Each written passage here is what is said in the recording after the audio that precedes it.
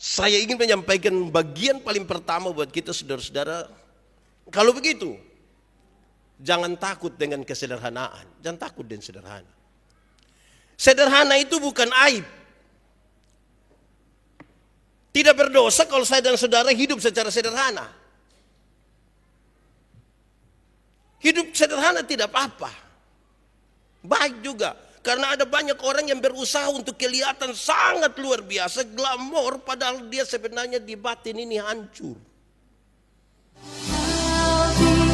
Yang ku pinta saat ku mencari, ku mendapatkan. Di saat kami merayakan Natal kali ini, tolong kami supaya kami dijauhkan dari semua penggoda pencobaan, baik di dalam kami maupun di sekitar kami. Supaya di dalam damai-Mu kami belajar firman Tuhan, dan kami percaya hanya Roh Kudus-Mu yang mampu mengajarkan dengan baik semuanya bagi kami. Dan lebih dari itu, kami dimampukan menjadi pelaku-pelaku firman-Mu. Terima kasih banyak Tuhan. Kami rindu pada firman-Mu. Berfirmanlah bagi kami Tuhan, di dalam nama Yesus, firman yang hidup itu kami berdoa. Amin. Bapak Ibu Saudara-saudara, tema yang ditetapkan oleh Majelis Sinode untuk ibadah di malam Natal ini, temanya ialah Allah hadir di tengah kerapuhan manusia. Pembacaannya terambil dari Injil Lukas pasal 2 ayat 1 sampai ayat yang ke-20. Injil Lukas pasal 2 ayat 1 sampai ayat yang ke-20, firman Tuhan berkata demikian, kelahiran Yesus. Pada waktu itu Kaisar Agustus mengeluarkan suatu perintah menyuruh mendaftarkan semua orang di seluruh dunia. Inilah pendaftaran yang pertama kali diadakan sewaktu Kirenius menjadi wali negeri di Syria. Maka pergilah semua orang mendaftarkan diri masing-masing di kotanya sendiri. Demikian juga Yusuf pergi dari kota Nazaret di Galilea ke Yudea, ke kota Daud yang bernama Bethlehem, karena ia berasal dari keluarga dan keturunan Daud, supaya didaftarkan bersama-sama dengan Maria tunangannya yang sedang mengandung. Ketika mereka di situ, tibalah waktunya bagi Maria untuk bersalin, dan ia melahirkan seorang anak laki-laki, anaknya yang sulung. Lalu dibungkusnya dengan lampin dan dibaringkannya di dalam palungan, karena tidak ada tempat bagi mereka di rumah penginapan. Gembala-gembala.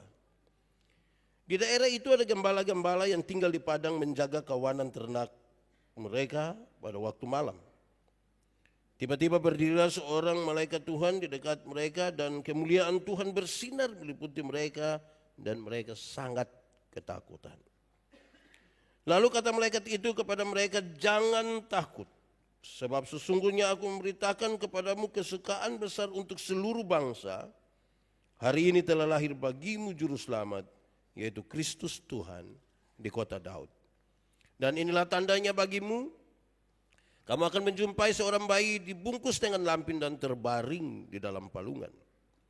Dan tiba-tiba tampaklah bersama-sama dengan malaikat itu sejumlah besar bala tentara sorga yang memuji Allah, katanya, kemuliaan bagi Allah di tempat yang maha tinggi, dan damai sejahtera di bumi di antara manusia yang berkenan kepadanya. Setelah malaikat-malaikat itu meninggalkan mereka dan kembali ke sorga, gembala-gembala itu berkata seorang kepada yang lain, marilah kita pergi ke Bethlehem untuk melihat apa yang terjadi di sana, seperti yang diberitahukan Tuhan kepada kita. Lalu mereka cepat-cepat berangkat dan menjumpai Maria dan Yusuf dan bayi itu yang sedang berbaring di dalam palungan. Dan ketika mereka melihatnya, mereka memberitahukan apa yang telah dikatakan kepada mereka tentang anak itu. Dan semua orang yang mendengarkan heran, semua orang yang mendengarnya heran tentang apa yang dikatakan gembala-gembala itu kepada mereka. Tetapi Maria menyimpan segala perkara di dalam hatinya dan merenungkannya. Maka kembalilah gembala-gembala itu sambil memuji dan memuliakan Allah, karena segala sesuatu yang mereka dengar dan mereka lihat, semuanya sesuai dengan apa yang telah dikatakan kepada mereka. Demikian firman Tuhan. Berbahagia setiap orang yang mendengar firman, memelihara dan melakukan dalam hidup setiap hari. Haleluya. Haleluya, haleluya, haleluya. Bapak Ibu Saudara-saudara, shalom. Yang di luar, shalom. Aku kurang kuat itu. Yang di luar, shalom. Semuanya shalom. Selamat Natal. Tolong lihat saudara di samping kiri kanan, senyum sedikit dan bilang selamat Natal. Ya, itu tanda kita bersatu di dalam Tuhan. Oke. Puji nama Tuhan. Baik saudara-saudara, tema kita hari ini adalah Allah hadir di tengah kerapuhan manusia. Satu kata kunci kita adalah kerapuhan. Dan saudara-saudara, saya coba periksa kamus. Apa itu kerapuhan, dan dia memberi arti yang menarik. Kerapuhan berarti rapuh atau kelemahan.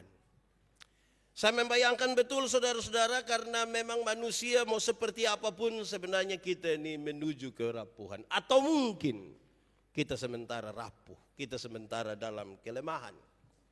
Pasti tujuan utama dari khotbah ini adalah, dari pemberitaan ini adalah supaya mereka yang rapuh oleh karena berbagai alasan, setelah dengar pemberitaan ini, apalagi di malam sukacita Natal ini, mereka menjadi kuat kembali.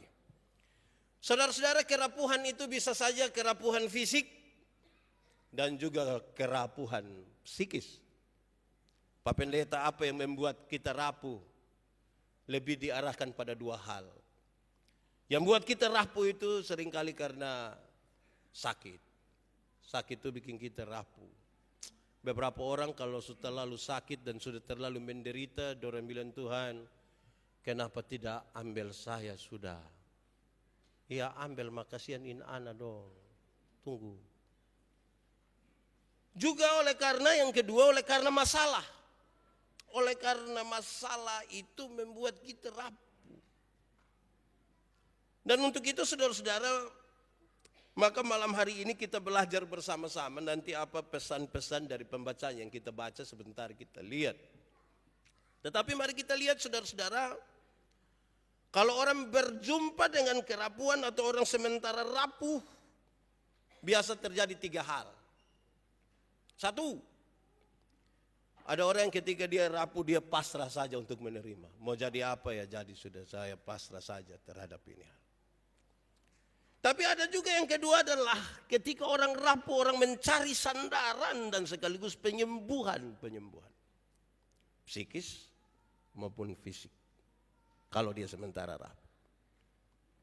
Tetapi yang ketiga saudara-saudara, ini menarik karena ketika orang rapuh, banyak orang pun berusaha untuk menipu. Menipu diri atau menipu orang lain. Karena itu saya coba kelompokkan saudara-saudara. Kadang-kadang kalau orang rapuh itu bisa terbagi begini. Ada orang yang kalau dia rapuh secara fisik kelihatan. Secara fisik kelihatan dia hanya begini.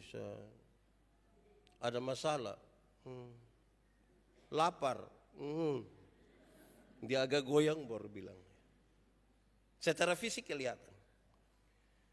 Tetapi yang kedua, ada orang yang ketika dia rapuh secara fisik tidak kelihatan. Dia tidak kelihatan. Dia pandai sekali menyimpan dia masalah.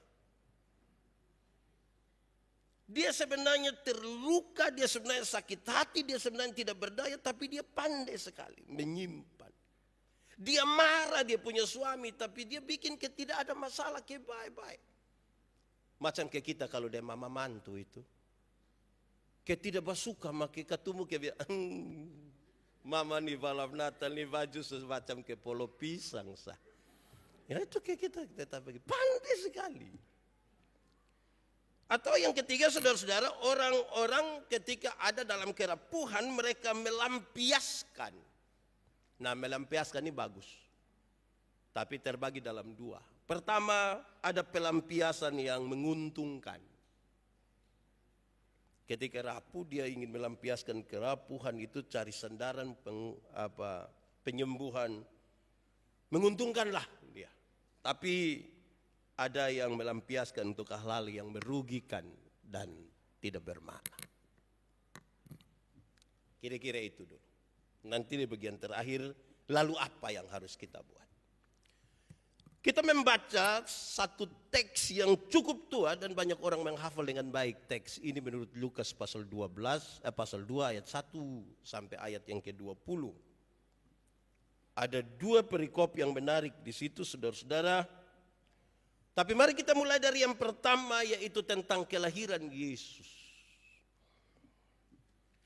Kelahiran Yesus itu adalah sebuah kelahiran dalam keadaan yang sangat sederhana. Jangankan tempat di mana Tuhan Yesus dilahirkan, orang-orang pada saat itu pun rumah-rumah mereka ada banyak di bawah, di dalam gua. Mungkin tidak semarak, tidak ada kemewahan di situ dan sederhana sekali. Saya ingin menyampaikan bagian paling pertama buat kita saudara-saudara. Kalau begitu, jangan takut dengan kesederhanaan. Jangan takut dengan sederhana. Sederhana itu bukan aib. Tidak berdosa kalau saya dan saudara hidup secara sederhana. Hidup sederhana tidak apa-apa.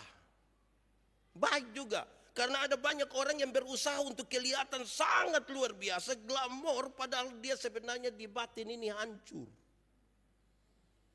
Tampilan luar ini mengerikan, di dalam dia parah. Dan kalau saudara sederhana saja tidak apa-apa. Karena kesederhanaan itu baik. Sederhana dalam penampilan, sederhana dalam kata-kata, sederhana dalam hidup. Tapi saya tidak menyarankan kepada saudara untuk sekikir. Sekikir dengan diri, sekikir dengan keluarga, sekikir dengan orang. Jangan begitu. Sederhana itu bukan aib. Tidak apa-apa. Supaya kita menemukan sebuah makna nilai dari kelahiran Yesus yang sederhana itu. Dalam kesederhanaan itu orang mencari Tuhan. Saya baca status 1-2 hari yang saya kira menarik. Di media sosial dan tulis begini. Ini orang dong pemalas gereja tapi dong pembatas sibuk cari pakaian Natal. Ini lebih sibuk dari Tuhan Yesus cari domba yang hilang. Woi, saya rasa juga masuk akal. Pemalas gereja membatas sibuk cari ini baju Natal ini lebih dari Tuhan Yesus cari domba sesat. Karena acara Natal ini kan banyak. Natal keluarga, Natal rayon, Natal gereja, Natal paduan suara, Natal kantor. Wih, itu kalau kita pakai baju satu, sabar warna sama ini, wih, pasti separuh sengaja bikin status. Mungkin dia beli satu lusin. Ya kira-kira begitu. Tapi jangan itu lantas membuat kita berusaha begitu rupa sampai tidak sederhana. Janganlah. Sederhana saja, tidak apa-apa. Bagian pertama. Saudara-saudara, saya ingin membawa kita untuk merenungkan. Kita semua merayakan Natal, banyak orang merayakan Natal. Lalu pertanyaannya, bagaimana Maria merayakan Natal? Karena Maria saya ingin masukkan dia sebagai seorang tokoh yang dalam tanda petik itu rapuh. Bagaimana Maria merayakan Natal, saudara? Ayat ke-19 mengatakan sesuatu yang sederhana sekali, tapi saya kira ini baik bagi kita.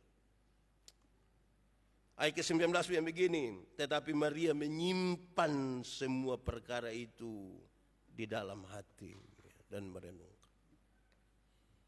Itu cara Maria merayakan Natal waktu itu dalam tanda petik kerapuhan. Pak Pendeta, segala perkara seperti apa yang Maria simpan? Satu, Maria ingat ketika dia baru pertama kali mendengar kabar dari malaikat itu. Maria, kamu akan mengandung dan melahirkan seorang anak laki-laki. Dia simpan itu. Maria ingat bagaimana ketika dia berjumpa dengan Elizabeth dan Elizabeth mengucapkan kata-kata berkat untuk anak yang dikandung oleh Maria. Dia simpan itu. Maria ingat ketika terjadi dinamika kecil, ini Yusuf belum tahu, dan bagaimana sekarang saya akan menyampaikan kepada Yusuf bahwa di masa pertunangan di mana saya harus menanti dengan tidak boleh melakukan sedikit pun kesalahan, pada waktu itulah saya hamil. Harus kasih tahu Yusuf, itu bukan perkara gampang. Pasti ada dinamika yang serius di situ. Apalagi dengan resiko yang besar. Kalau Yusuf tidak terima, maka Maria dianggap berzina. Dan kalau dia berzina, dia harus dilempar dengan batu sampai mati. Dia menyimpan itu. Maria ingat dan merenungkan sebuah perjalanan dari Nazaret ke Bethlehem. Bagi seorang perempuan hamil besar yang berjalan kira-kira 100 km, itu perjalanan yang menyakitkan. Dia simpan di sini. Maria menyimpan perkara di dalam hatinya berkaitan dengan gembala-gembala yang datang dan menyampaikan. Ada malaikat menyanyi di padang belantara. Lantas kepada kami disampaikan bahwa seorang anak dilahirkan dibungkus dengan lampin, terbaring di dalam palungan. Semuanya itu dia simpan. Coba saudara-saudara ingat-ingat kembali hal-hal yang begitu membekas dalam pikiran saudara, yang membuat saudara tidak bisa untuk melupakannya. Coba ingat-ingat, sakitkah atau perjumpaan dengan seseorang kah, terlukakah atau apa. Coba ingat-ingat dulu itu, simpan dia baik-baik dan renungkan dulu, mungkin ada makna nanti. Kisah yang kedua saudara, kisah tentang gembala-gembala. Kalau kita mau tambahkan di pertama, Maria ingat baik-baik ketika dia punya suami Yusuf mengetuk pintu-pintu dan ternyata penginapan itu kosong. Penginapan tidak ada untuk mereka, harus nginap di situ. Kisah yang kedua tentang gembala-gembala saudara. Pesan paling pertama saya ingin sampaikan kepada kita bahwa kisah tentang gembala-gembala di Efrata tidak bisa dilepaskan dari kisah tentang Kain dan Habel menurut Kejadian pasal 4. Di padang itu di mana kakak adik mesti bersayang. Padang itu di mana mereka harus berbagi dan bertamasa bersama-sama. Menikmati keindahan alam yang baik. Justru di padang itu Kain tega sekali membunuh adiknya Habel. Nyanyian perdamaian dari sorga ini pertama-tama dinyanyikan di tempat di mana keluarga-keluarga itu sementara mengalami sebuah perseteruan. Di mana kakak adik tidak bersayang. Di mana orang tua dan anak lagi bermasalah sekali dalam relasi mereka. Di mana suami istri bermasalah dan nyanyian perdamaian dari sorga dimulai di situ. Saudara, tapi dari kisah gembala-gembala itu juga kita menemukan bahwa gembala-gembala itu orang-orang yang di mata masyarakat status mereka terlalu rendah. Mereka punya status sosial yang kecil sekali. Sehingga kalau mereka berbicara ini sangat sulit untuk didengar dan dipercaya. Berbeda kalau dimulai dari istana Herodes. Tidak dimulai dari para penguasa, tapi dimulai dari mereka yang kecil ini. Berita ketika didengar di istana Herodes yang terjadi adalah Yesus itu terancam hidupnya. Tuhan Yesus terancam hidupnya. Tapi sekarang ketika dimulai dari gembala-gembala, tidak gampang untuk dipercayakan ini orang-orang kecil. Saudara-saudara, siapakah gembala-gembala? Gembala-gembala itu adalah orang-orang yang jaga ternak mereka di padang. Seringkali mereka terlibat pertengkaran karena masalah tempat ini. Ini makanan di daerah sini, ada di daerah situ. Kadang-kadang dong bertengkar siapa yang dapat duluan di tempat. Mereka suka bertengkar, mereka mengambil milik orang lain. Mereka punya masa lalu yang mungkin buruk sekali dan sekarang berita itu disampaikan melalui mereka. Kira-kira begitulah. Dua perikop yang kita baca di dalam pembacaan tadi, Lukas pasal 2 ayat 1 sampai 20, memberi kisah kepada kita kira-kira begitu. Pasti kita ingat. Lalu saudara-saudara, mari kita mengerucut kepada memberi jawab terhadap tema kita tentang Allah hadir di tengah kerapuhan manusia. Kalau saya rapuh Pak Pendeta, saya malam hari ini harus pulang bawa apa supaya saya menjadi kuat kembali? Kira-kira pertanyaannya begitu. Kita mulai merenungkannya. Satu, kita berefleksi dari dua teks tadi, dan yang paling pertama saya ingin sampaikan kepada saudara, supaya saudara yang lemah, yang rapuh ini menjadi kuat. Satu, saudara harus menerima kebenaran, dan itu masuk dalam kategori paling wajib, menerima kebenaran. Tidak boleh ada upaya membenarkan diri, apalagi menyalahkan orang lain, apalagi menyangkal kebenaran. Ada kerapuhan. Saudara mau kuat kembali, terima dulu kebenaran. Jangan menyangkali kebenaran. Jangan. Terima dulu itu kebenaran. Kalau saudara tidak mulai dari terima kebenaran, saudara, hati saudara akan rapuh, tertuduh. Bagi orang-orang yang menipu, bagi orang-orang yang hidupnya tidak tulus, saudara, coba saudara duduk dengan orang, terus kita tahu bahwa yang tipu itu ada di situ. Dua orang di sini sengaja bisik, coba, hanya bisik sah. Wih, dia pikiran di sana. Mulailah dari menerima kebenaran. Jangan berusaha menyangkali kebenaran. Jangan berusaha menyalahkan orang. Maria punya alasan untuk mengatakan, Tuhan, kenapa harus saya? Kenapa harus saya? Tapi dia bilang, tidak, aku ini hamba Tuhan. Saya harus terima ini. Saya ini hamba Tuhan. Jadilah kepadaku menurut apa yang Tuhan mau. Amin kok? Begitu. Kita ulang. Ada dua kata dalam bahasa Indonesia, benar dan betul. Benar dan betul sama kok beda? Benar dan betul sama kok beda? Beda kok sama? Sama kok beda? Beda kok sama? Sama. Benar bisa berarti betul, betul bisa berarti benar. Tapi dua kata yang sama ini, kalau sama-sama diberi awalan ke dan akhiran an, benar akan jadi kebenaran. Betul akan jadi kebetulan. Masih sama artinya? Beda. Kebenaran arti lain, kebetulan arti lain. Sekarang saya tanya, kalau kita ikut ibadah perayaan Natal malam hari ini di sini, kebenaran atau kebetulan? Kebenaran. Saya kira memang kebetulan, tidak ini memang kebenaran Saya kira kebetulan sudah beli baju hijau, jadi tidak ini kebenaran. Kalau kita masih hidup hingga hari ini, kebenaran atau kebetulan? Kalau Tuhan Yesus lahir, mati, bangkit, naik ke surga untuk kita, kebenaran atau kebetulan? Oke, saya geser sedikit. Kalau kita kulit hitam, kebenaran atau kebetulan?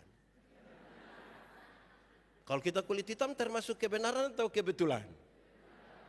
Saya lihat saudara mulai ragu-ragu dengan ini kebenaran. Kalau kita rambut keriting, kebenaran atau kebetulan? Makin kemkar mana kok. Kalau kita punya istri itu cerewet sekali, termasuk kebenaran atau kebetulan?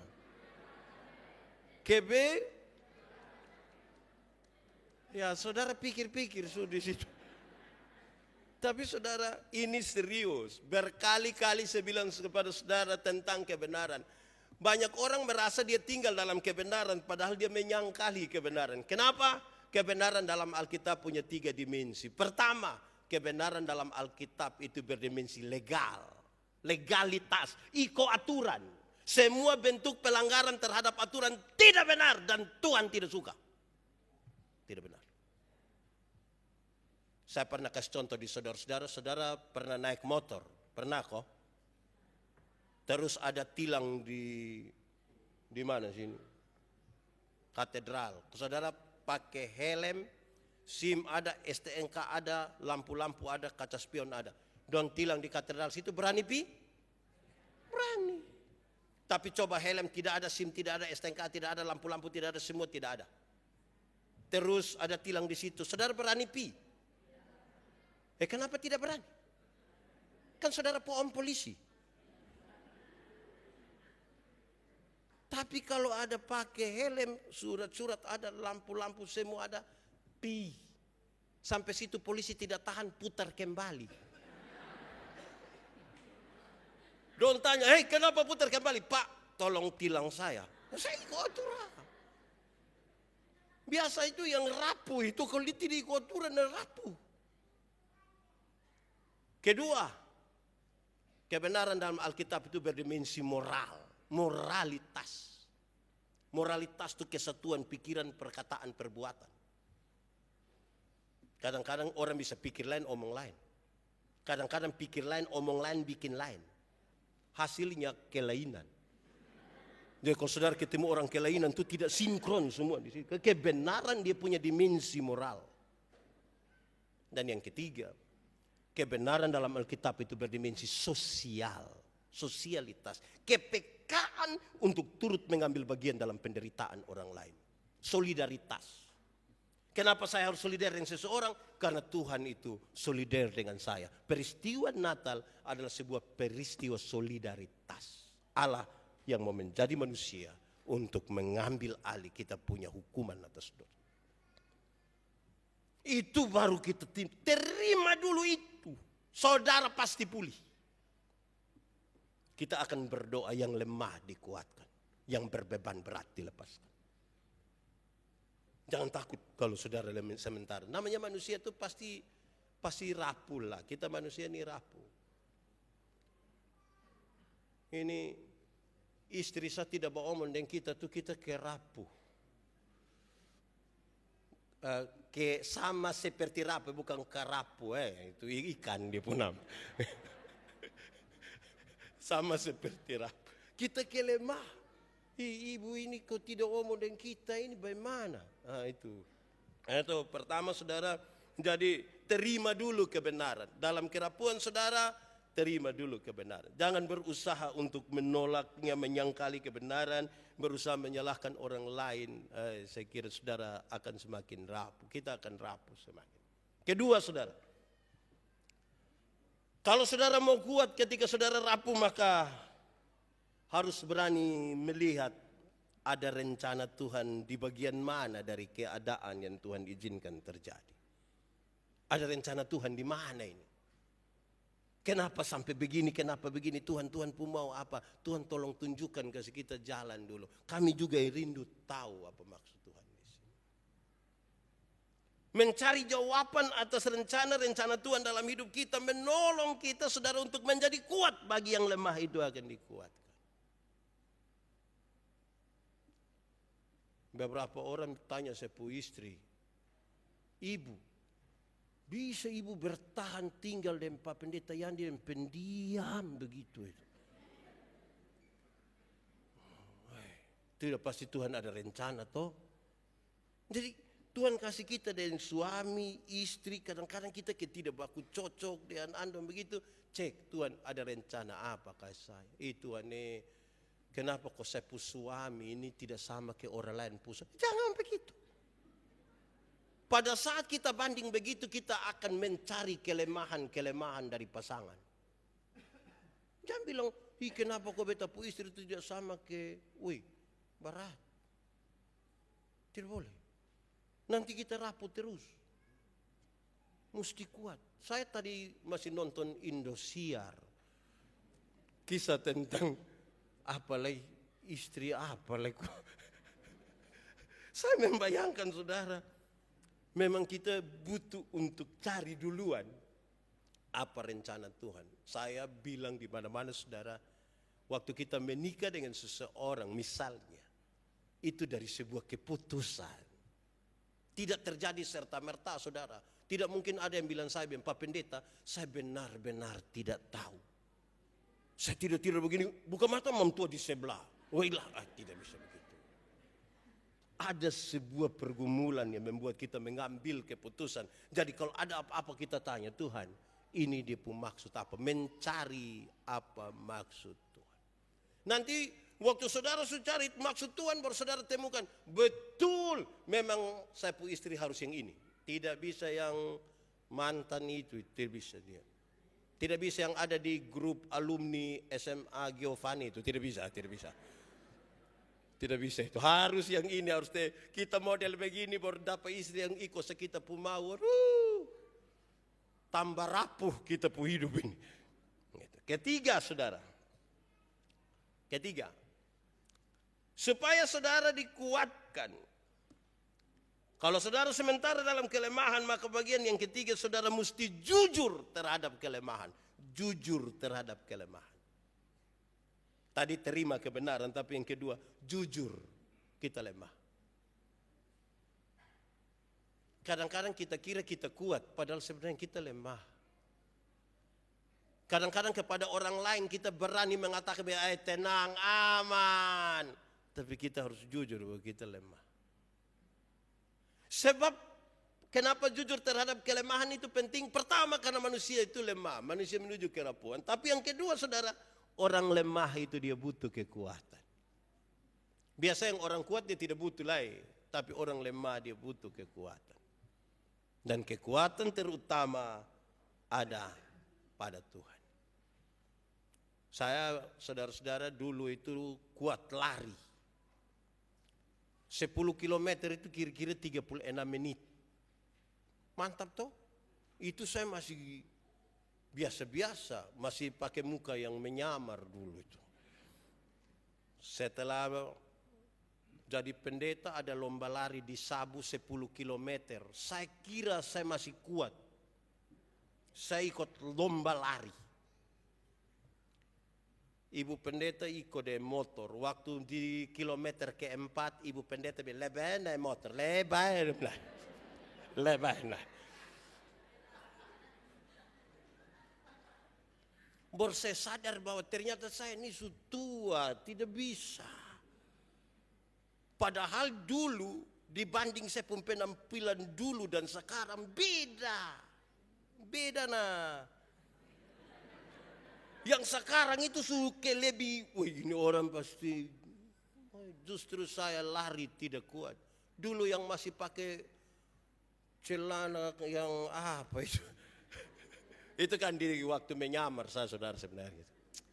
Itu kuat. Sekarang ibu naik motor sebelum papa mati. Naik. Nah, saya mulai tahu. Kita mesti jujur. Kita ini sudah lemah. Kita sudah lemah. Kita jujur dulu bahwa kita lemah. Keempat. Supaya saudara menjadi kuat kalau rapuh adalah ingat. Meninggalkan genggamanmu. Saya pakai ini kalimat karena 2 hari lalu, bukan 2 hari. Tanggal 21 itu 3 hari lalu. Saya berkhotbah di Immanuel Baumata. Dorang kasih saya tema, ini menarik. Itu tema bilang, apa ya? Meretas harap, melepas milik. Meretas harap, melepas milik. Saya pakai ilustrasi kuno dulu bilang, di beberapa daerah kalau ada orang mau tangkap monyet, tahu monyet? Apa itu? Kode. Di beberapa tempat kalau orang mau tangkap monyet itu, gampang saja. Mereka tinggal isi kacang di dalam botol. Nanti ini monyet datang kasih masuk tangan di dalam botol. Tinggal orang datang tangkap. Hidup-hidup. Ini monyet mau lari ke mana? Kok botol ada di tangan satu? Dia tidak bisa. Satu-satunya cara supaya ini monyet bisa terlepas dan dapat melompat dari satu pohon ke pohon lain adalah dia harus lepas itu kacang. Supaya dia pun tangan bisa keluar kembali. Kalau dia masih pegang itu kacang bisa keluar dari mulut botol? Tidak. Woi, ibu lenggu mantap. Kalau dia masih pegang dia tidak bisa kasih keluar. Dia mesti melepaskan apa yang dia genggam. Amin kok. Kalau saudara mau kuat, lepaskan dulu genggamanmu. Jangan-jangan yang kita genggam itu bukan yang dari Tuhan. Jangan sampai yang kita genggam tuh kita genggam tak salah. Jangan sampai kita lagi genggam sesuatu yang justru bertolak belakang dengan apa yang Tuhan mau. Lepaskan dulu itu. Kalau mau meraih masa depan. Melepaskan. Tapi saudara tahu bahwa sesuatu yang menyatu dengan kita itu sangat sulit. Kadang-kadang Tuhan harus minta sesuatu yang paling berharga dalam hidup kita. Barang siapa mengikut aku harus menyangkal dirinya, memikul salibnya dan mengikut aku. Itu berat saudara. Dia bilang pikir-pikirlah dahulu untuk ambil keputusan bahwa keputusan untuk ikut Tuhan ini keputusan tertinggi. Tidak ada yang bisa saya genggam lagi selain Tuhan. Maka engkau pasti akan beroleh kuat. Pasti. Saudara, kita bicara dalam nama Tuhan Yesus ini harus bicara yang betul-betul pasti. Dan saudara yang lemah dikuatkan. Yang berbeban berat diberikan kelegaan. Seberapa? 4. Mas berapa banyak kok. Saudara ikut saya. Kelima. Kalau saudara mau kuat, kalau lemah.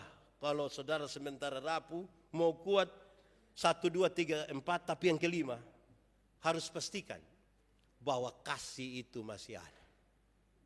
Kasih itu masih ada. Kadang-kadang sesuatu yang membuat kita sakit hati, membuat kita kehilangan kasih. Kadang-kadang sesuatu yang membuat kita terluka, membuat kita kehilangan kasih. Kadang-kadang sesuatu yang membuat kita lemah, membuat kita kehilangan kasih. Dan demi nama Tuhan di malam Natal yang kudus ini saya sampaikan saudara. Supaya saudara dan saya kuat, periksa dulu kasih itu masih ada pada kita atau tidak. Kasih itu masih ada. Kita seringkali diperhadapkan pada kondisi-kondisi di mana sepertinya kasih itu ingin kita lepaskan.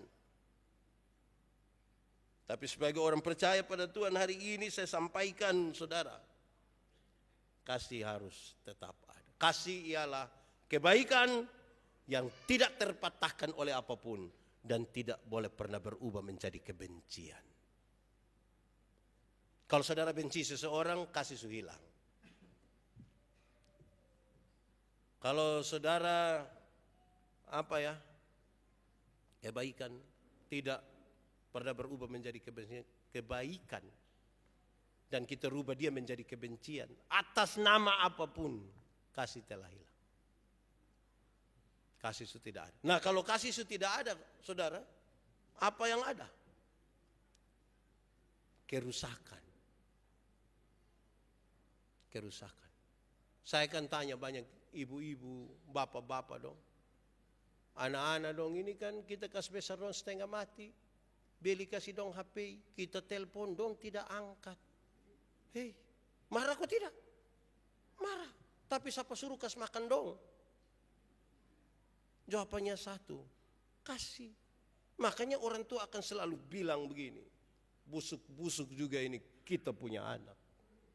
Busuk-busuk kita punya, walaupun sedikit anak yang bilang busuk-busuk juga kita punya mama. Tapi orang tua selalu bilang busuk-busuk juga kita punya. Tapi jarang anak-anak bilang busuk-busuk juga kita punya mama. Neo lihat kok sebentar keluar telepon ame mama dong dulu telepon mama dong kok jangan kok Natal juga tidak telepon mama. Kasihan mama bapak dong itu. Telepon dong juga rindu. Telepon ame dong kok senang nanti dong sakit baru kita piko minta dong pung ini ATM lah. Rubah dong pung pin lah baru kasih bapak deh mama lupa pin biar beta rubah Jam begitulah Natal ini. Keenam, supaya saudara mau kuat, kalau rapuh, kalau kasih sudah ada, kasih menolong kita untuk tetap menjaga penghormatan. Penghormatan. Penghormatan itu kita masih bicara soal tua, muda, kecil, besar. Kita lupa bicara penghormatan terhadap kemanusiaan. Kenapa saya harus mengasihi Kak Edwin? Karena pada dirinya ada gambar dan rupa Allah. Saya menghormati dia karena ada gambar dan rupa. kasih menolong kita untuk menemukan penghormatan itu dalam kemanusiaan. Tidak boleh menghancurkan kemanusiaan. Dalam kerapuhan kita sekalipun. Saudara bayangkan ketika Herodes mendengar berita bahwa seorang raja baru lahir. Apa yang Herodes pikirkan? Penghancuran kemanusiaan. Anak-anak yang tidak berdosa harus dibunuh mati semua dari usia 2 tahun ke bawah. Karena Herodes berpikir terlalu susah saya kemudian menjadi raja di sini. Bagaimana satu anak yang lahir mau ganti saya? Dia membayangkan sebuah pembantaian. Kehancuran kemanusiaan. Itu yang tidak boleh. Kasih harus menolong kita tetap membawa penghormatan pada kemanusiaan. Tema yang ditetapkan oleh PGI dan KWI tahun ini adalah maka pulanglah mereka ke negerinya melalui jalan lain. Kisah tentang orang Majusi yang tidak boleh pulang kembali melalui Herodes tempat. Jalan lama mereka itu jalan penuh penghancuran, penuh dendam, penuh darah. Tidak boleh. Harus jalan baru yang penuh penghormatan. Dalam dinamika seperti apapun, penghormatan mesti tetap ada. Supaya kalau malam hari ini kita cium, pegang tangan tulus. Karena ada banyak orang Kristen ini di 24 malam ini dong pegang tangan itu pencitraan. Pura-pura datang ke aduh mari. Itu dia berlaku 24 malam dan 25, 26 dong marah ulang. Sampai tahun depan baru bapak ulang lebor datang. Sebentar kalau ada yang mau jabat tangan, saya ingatkan memang untuk 2 hal tidak boleh dilakukan pada waktu jabat tangan. 1, jangan jabat tangan di saya tapi mata di orang lain. Tidak boleh. Kalau dengan saya itu koton 2 lihat baru iya. Ini ada saya. Iya nanti baru saya. Hanya saya. Pegang tangan dia saya, muka harus ke saya. Amin kok? Boleh saya suruh saudara dong coba? Jangan. Itu pertama. Kedua, waktu sorong tangan itu tulus. Itu tangan mesti begini, agak sedikit menggenggam, tidak apa-apa. Ini kadang dong sorong sepotong ini Kayak begini. Hai, najis kah? Begini. Pegang tangan itu tulus. Ya. Kenapa saudara? Itu bagian dari penghormatan yang kita laksanakan. Begitu. Itu penting itu. Saudara-saudara, saya ada di mana kok? Di Kalimantan kok minggu lalu don tanya saya, Pak kenapa orang NTT kalau ketemu bercium? Saya kasih tahu orang, kalau sampai ini diberikan, itu sudah dari dia hati. Kalau hati belum ini, jangan kasih. Itu kan hati sudah. Begitu toh. Jadi mantap. Bagi yang ikut ini dari luar dan tidak mengerti itu jangan bertanya lagi. Karena kami pun budaya di sini begitu. Hati yang sudah aman membuat kita bisa salam dan baik, hormat. Natal itu perdamaian. Tuhan datang bagi kita. Dia rindu supaya pemulihan relasi dengan Tuhan. Orang yang relasi dengan Tuhan baik itu dia membangun relasi yang luar biasa dengan orang-orang yang ada di sekitarnya. Berikut saudara-saudara supaya saudara kuat maka saudara harus membangun sebuah penerimaan terhadap keadaan. Penerimaan terhadap keadaan. Saudara harus kasih tahu bahwa ya saya terima ini keadaan. Saya bilang berulang-ulang kali ke saudara, tidak baik kalau saudara tinggal di sini hanya badan tapi pikiran dan perasaanmu ada di tempat lain. Itu hari kami Natal di pedalaman timur. Kami makan kue seragam, kue Solo, besar ke piring. Saya tidak tahu dong pakai tepung apa, tapi yang pasti kami kunyah tuh kayak kunyah karet. Tidak habis-habis itu. Kami Natal yang 2 TKW. Saya pusing kunyah ini kue, ini baru 1 TKW bilang begini, Bapak, kalau kita Natal di Hong Kong, itu saya lihat dia, ini. Yang satu bilang, Bapak kalau kita Natal di Macau, saya bilang, ini kita di Timor. Yang engkau harus lakukan itu adalah bawa itu Hong Kong datang, kalau tidak kamu 2 berangkat ke Hong Kong. Masa tinggal di sini tapi tidak mampu terima ini keadaan yang begini? Bukankah saudara nanti bangun hanya kita dia pito? Terima dulu itu keadaan. Membuat kita menjadi kuat. Misalnya kalau saudara punya masalah. Saudara ada masalah kok? Tidak usah omong. Kan saya lihat saudara muka-muka masalah semua. Masalah ialah kesenjangan antara harapan dan kenyataan. Terima dulu. Kalau saudara terluka karena seseorang, terima dulu bahwa kita terluka karena dia. Terima dulu itu kenyataan. Jangan bangun kau bilang, untuk marah saya tidak marah, Bapak. Untuk marah saya tidak marah. Kau mau marah bikin apa? Dia mau pi rumah ada. Untuk saya mau terima dia maaf. Oh itu bukan terima. Itu menolak. Terakhir. Saudara, di paling terakhir saya ingin menegaskan pesan Natal bagi mereka yang rapuh. Supaya mengandalkan kuasa dan pengendalian dari Tuhan Allah. Kuasa dan pengendalian dari Tuhan Allah. Dia yang akan merubah kita. Yang rapuh menjadi kuat. Kuasa Tuhan yang menguatkan kita. Tangan Tuhan yang tidak melepaskan kita itu yang membuat kita yang rapuh dan seolah-olah mau terlepas menjadi kuat karena dia tidak akan melepaskan kita. Tidak akan ada seorang pun merebut kita dari tangan. Karena itu saudara-saudara, untuk itulah Tuhan hadir. Manusia rapuh. Manusia tidak mungkin akan menyelamatkan dirinya sendiri. Manusia tidak mungkin akan bisa untuk berjuang seorang diri berdarah-darah. Untuk berjalan semasa hidupnya dalam keadaan yang aman tanpa masalah sama sekali tidak mungkin. Ada Tuhan yang penuh kuasa, yang sanggup mengendalikan. Kita punya hidup yang penuh kelemahan dan kerapuhan. Menjadi kehidupan yang penuh kekuatan dan kesaksian. Selamat Natal buat kita semua. Tuhan menyertai kita. Mari kita tunduk kepala. Kita berdoa. Bapa di surga, kami mengucap syukur kepadamu. Firman-Mu di malam Natal ini menolong kami. Situasi ekonomi sakit, termasuk sakit hati. Membuat kami kadang-kadang rapuh. Tapi terima kasih firman-Mu menolong kami untuk kami kuat dan menjalani hidup ini dengan optimis karena Tuhan. Biarlah firman-Mu bertumbuh dan berbuah di dalam hidup kami. Biarlah firman-Mu akan menjadi pelita bagi kaki kami dan terang bagi jalan kami. Terima kasih banyak Tuhan. Di dalam nama Yesus kami berdoa. Amin.